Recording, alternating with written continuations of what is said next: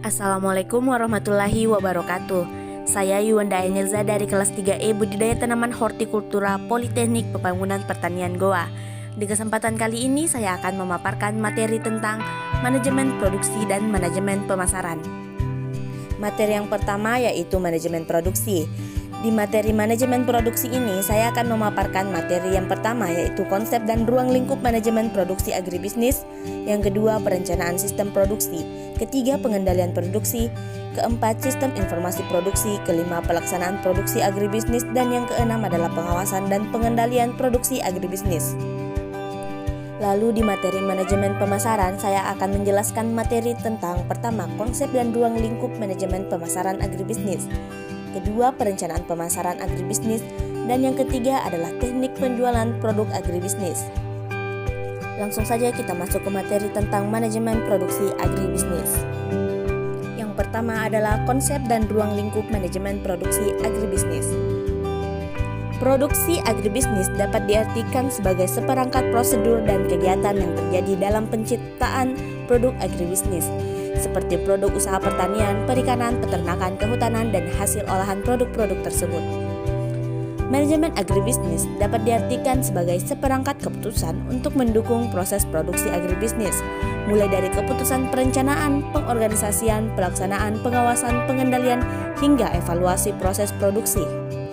Adapun ruang lingkup dari manajemen produksi agribisnis ini, yang pertama adalah perencanaan produksi pertanian, di mana dalam perencanaan produksi pertanian harus diperhatikan hal-hal berikut, yaitu pemilihan komoditas pertanian, pemilihan lokasi produksi pertanian dan penempatan fasilitas, skala usaha pertanian, dan perencanaan proses produksi pertanian. Lalu, ruang lingkup yang kedua adalah pengorganisasian input-input dan sarana produksi pertanian. Yang ketiga yaitu kegiatan produksi pertanian, keempat pengawasan produksi pertanian, kelima evaluasi produksi pertanian, dan yang terakhir adalah pengendalian produksi pertanian. Materi yang kedua yaitu tentang perencanaan sistem produksi. Dalam perencanaan sistem produksi harus diperhatikan hal-hal berikut. Yang pertama adalah pemilihan komoditas pertanian, di mana pemilihan komoditas yang akan diusahakan memegang peranan penting dalam keberhasilan usaha produksi pertanian. Komoditas yang bernilai ekonomis tinggi akan menjadi prioritas utama, tetapi perlu dipertimbangkan hal-hal yang berhubungan dengan pemasarannya. Perencanaan yang kedua yaitu pemilihan lokasi produksi dan penempatan fasilitas. Untuk usaha agribisnis berskala kecil, mungkin pemilihan lokasi produksi tidak menjadi suatu prioritas, karena umumnya produksi dilakukan di daerah domisili para petani. Namun untuk usaha agribisnis yang berskala menengah ke atas seperti perusahaan perkebunan, peternakan, perikanan, dan dikelola oleh perusahaan dengan modal investasi yang berjumlah besar, maka pemilihan lokasi tersebut akan besar pengaruhnya bagi keberhasilan dan kesinambungan usaha. Ada 4 hal yang menjadi pertimbangan dalam pemilihan lokasi. Yang pertama adalah ketersediaan tenaga kerja, yang kedua ketersediaan prasarana dan sarana fisik penunjang, yang ketiga adalah lokasi pemasaran, dan yang keempat adalah ketersediaan insentif wilayah. Perencanaan yang ketiga adalah skala usaha pertanian, di mana skala usaha sangat terkait dengan ketersediaan input dan pasar. Skala usaha hendaknya diperhitungkan dengan matang sehingga produksi yang dihasilkan tidak mengalami kelebihan pasokan atau kelebihan permintaan. Ketersediaan input seperti modal, tenaga, bibit, peralatan, serta fasilitas produksi dan operasi lainnya harus diperhitungkan. Skala usaha yang besar secara teoritis akan dapat menghasilkan economics of scale yang tinggi. Kadangkala seringkali skala besar menjadi tidak ekonomis yang disebabkan oleh karakteristik produk dan produksi komoditas pertanian yang khas. Dan perencanaan sistem produksi agribisnis yang terakhir adalah perencanaan produksi pertanian. Perencanaan merupakan suatu upaya penyusunan program, baik program yang sifatnya umum maupun yang spesifik, baik jangka pendek maupun jangka panjang. Suatu usaha produksi yang baru memerlukan perencanaan yang bersifat umum atau yang sering disebut sebagai pra-perencanaan. Setelah ketiga perencanaan di atas diputuskan, maka dibuat rencana yang lebih spesifik menyangkut kebutuhan input-input serta perlengkapan produksi. Materi yang ketiga yaitu pengendalian produksi. Pengendalian produksi adalah aktivitas yang menetapkan kemampuan sumber yang digunakan dalam memenuhi rencana, kemampuan produksi berjalan sesuai rencana, melakukan perbaikan rencana. Pengendalian dalam usaha produksi pertanian berfungsi untuk menjamin agar proses produksi berjalan pada rel yang telah direncanakan. Dalam usaha tani misalnya, pengendalian dapat dilakukan pada masalah kelebihan penggunaan tenaga manusia, kelebihan penggunaan air, kelebihan biaya pada suatu tahap proses produksi, dan lain-lainnya. Materi yang keempat yaitu sistem informasi produksi. Sistem informasi produksi merupakan sistem informasi manajemen yang menyediakan informasi yang mengenai kegiatan terkait dengan perencanaan dan pengendalian proses untuk memproduksi barang dan jasa. Menurut Bodnar dan Hopwood, sistem informasi produksi adalah sistem informasi manajemen yang menyediakan informasi untuk digunakan oleh fungsi produksi. Informasi yang dihasilkan dari hasil pengolahan data dibagi menjadi 4, yaitu pertama adalah subsistem produksi, kedua yaitu subsistem persediaan, 3 subsistem kualitas, dan yang keempat adalah subsistem biaya. Adapun fungsi sistem informasi produksi yaitu yang pertama adalah fungsi perencanaan produk, di mana fungsi ini menentukan bentuk dan mutu produk akhir. Perencanaan produk umumnya mempunyai 3 jenis kegiatan, yaitu urutan kerja, penjadwalan, dan dispensing.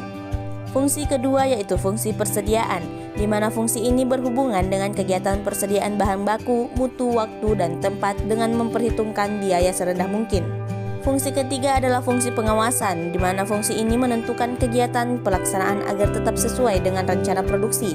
Fungsi keempat yaitu fungsi pengawasan mutu, di mana berhubungan dengan pemeliharaan mutu produksi sehingga sesuai dengan keinginan pasar. Lalu ada fungsi pengawasan biaya, di mana fungsi ini bertanggung jawab terhadap setiap perbedaan antara biaya yang dikeluarkan dengan biaya yang direncanakan. Yang terakhir adalah fungsi pengangkutan, yang bertujuan agar proses produksi dapat dilaksanakan dengan tepat dan dengan biaya perlengkapan sekecil-kecilnya. Adapun tujuan dari sistem informasi produksi ini, yang pertama adalah memproduksi atau mengatur produksi dan barang-barang dan jasa-jasa dalam jumlah, kualitas, harga, waktu, serta tempat tertentu sesuai dengan kebutuhan. Yang kedua adalah mengoperasikan suatu sistem produksi untuk memenuhi persyaratan produksi yang ditentukan. Materi yang kelima yaitu pelaksanaan produksi agribisnis. Kegiatan produksi merupakan pelaksanaan rencana produksi yang telah dibuat dan merupakan kegiatan yang mempunyai masa yang cukup lama serta terkait dengan bagaimana mengelola proses produksi berdasarkan masukan, baik yang langsung maupun yang tidak langsung untuk menghasilkan produk. Proses produksi dalam agribisnis menjadi suatu kegiatan yang sangat menentukan keberhasilan usaha dan merupakan penyedot biaya paling besar. Efektivitas kegiatan produksi tersebut harus dilakukan secara efektif dan efisien untuk mencapai produktivitas yang tinggi. Efektivitas kegiatan produksi dapat dilihat dari alokasi sumber daya yang benar, perencanaan proses produksi yang benar, serta pelaksanaan yang benar. Materi yang keenam adalah pengawasan dan pengendalian produksi agribisnis. Pengawasan dalam usaha produksi pertanian meliputi pengawasan anggaran, proses, masukan, jadwal kerja, dan lain-lain, yang merupakan upaya untuk memperoleh hasil maksimal dari usaha produksi. Pengawasan dilakukan agar semua rencana dapat berjalan sesuai dengan yang diharapkan dan semua karyawan melakukan apa yang telah ditugaskan sesuai dengan pekerjaan masing-masing. Materi selanjutnya yaitu tentang manajemen pemasaran agribisnis. Materi yang pertama adalah konsep dan ruang lingkup manajemen pemasaran agribisnis. Manajemen pemasaran dalam agribisnis adalah suatu kegiatan dalam bentuk perencanaan, kepemimpinan, mengorganisasi, mengkoordinir, memotivasi, mengendalikan, merancang, promosi dan distribusi produk, dan menetapkan harga yang bertujuan untuk memuaskan konsumen dan mencapai tujuan organisasi perusahaan dalam jangka panjang yang produknya berkaitan dengan hasil pertanian yang berorientasi pada profit. Adapun 5 konsep yang mendasari aktivitas pemasaran perusahaan, yaitu yang pertama adalah konsep produksi, di mana konsep produksi meyakini bahwa konsumen akan lebih menyukai produk yang tersedia di mana-mana dan dengan harga murah. Konsep yang kedua adalah konsep produk, di mana konsep produk meyakini bahwa konsumen akan lebih menyukai produk yang menawarkan kualitas yang baik, kinerja, atau fitur-fitur yang inovatif. Konsep ketiga adalah konsep penjualan. Konsep penjualan meyakini bahwa bila konsumen dan pelaku bisnis biarkan saja, maka mereka tidak akan membeli dalam jumlah yang memadai produk-produk perusahaan. perusahaan haruslah melakukan usaha penjualan dan promosi yang agresif. Konsep keempat adalah konsep pemasaran. Konsep pemasaran meyakini bahwa kunci untuk mencapai tujuan perusahaan mencakup usaha perusahaan untuk menjadi lebih efektif daripada para pesaingnya dalam hal menciptakan, menyampaikan, dan mengkomunikasikan kepada pasar sasaran yang ditetapkan nilai manfaat bagi konsumen.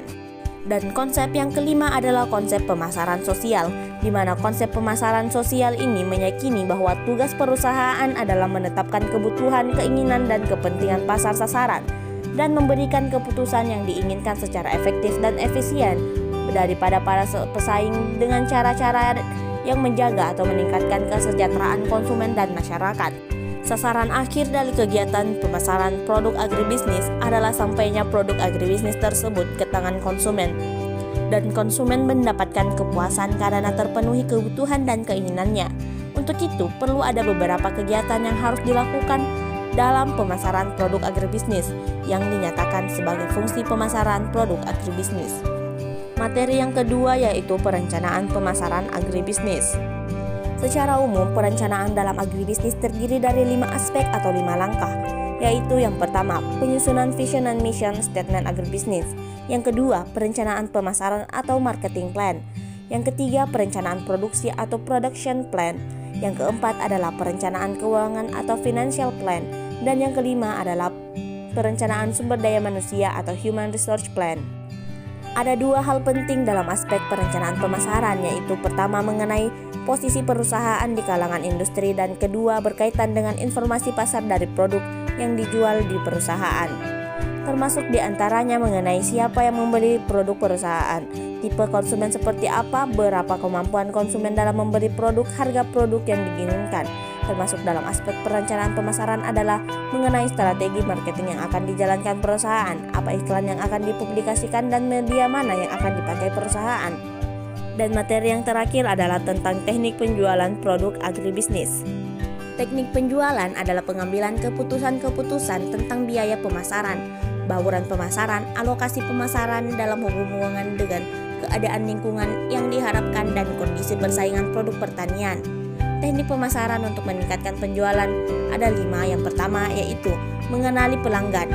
Identifikasi yang tepat dapat mempermudah dalam menyusun teknik pemasaran yang efektif dan menghindarkan Anda dari pembuangan biaya dan waktu yang sia-sia. Yang kedua yaitu melakukan promosi.